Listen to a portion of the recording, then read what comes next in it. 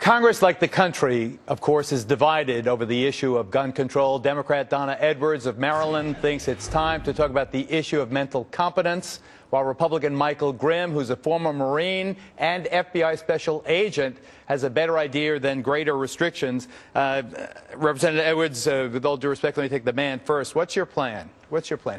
Your Congressman Grimm, what's your plan? Well, simple plan. Go ahead. Specifically for the members of Congress, when this tragedy first hit, of course, everyone was nervous. They were scared. They didn't know what to do, and there was a reaction, which is normal. Everyone wants to protect. That's an innate human feeling.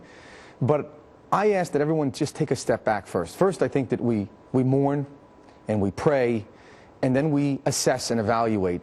And for members of Congress, I think the most important thing for their safety is to become more aware of their surroundings. Heightened awareness training, which can be very simple in a classroom setting with PowerPoint presentations or similar, given by the Sergeant of Arms, the Capitol Police, which are great, would be a big help. Because sometimes you just need to know the very basics of what to look for and where the exits are, who to go to when there is a tragedy, because it's not always something as tragic as this. It could be someone having a heart attack on your staff. So for the members of Congress and their staff, I believe very simple heightened awareness training would be very beneficial. Congresswoman Edwards, isn't part of the problem in states like Arizona that nut jobs, obviously, look at Jared Lopner, can buy guns?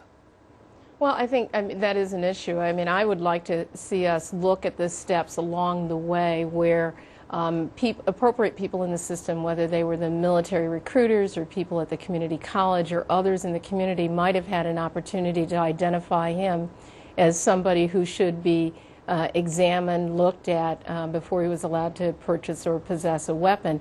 I think it's appropriate for us to actually review our laws and make sure that there isn't some obvious hole there that would have prevented him from doing that. Clearly, the one hole that does exist is the one that's left from 2004 that enabled Mr. Lopner to go out and purchase a high-capacity magazine clip, enabling him to get off 31 rounds, one in the chamber, and land 20 of those to the innocent victims in Tucson.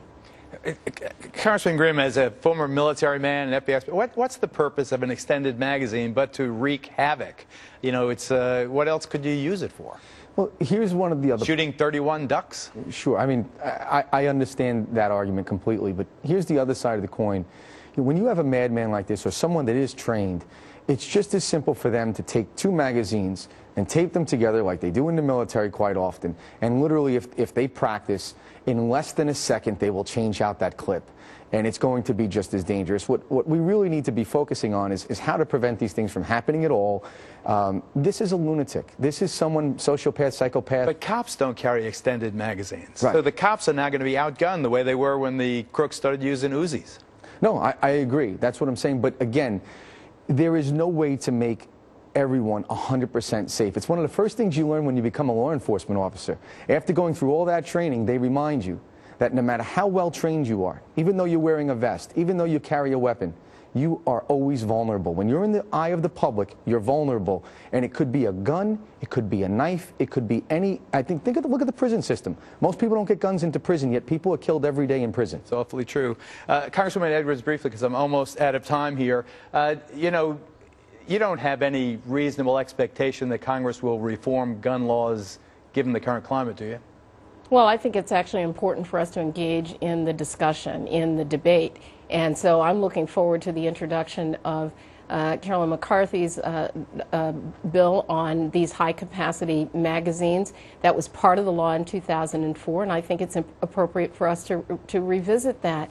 And just because somebody can do something doesn't mean that we ought not do what is appropriate to protect the public safety. And so for me, it's actually not about whether he can do it. It's about what we do to protect the public safety. And I think that we could have done that, and we can do that in these instances. Whether that would have prevented the tragedy in Tucson is another question. Congresswoman Edwards, thank you. Congressman Grimm. Thank you very much. Welcome aboard. Delighted to have you in the New York delegation. You're a fine, articulate young man. Thank you. Up next, has 50 Cent illegally pumped up his penny stock? Then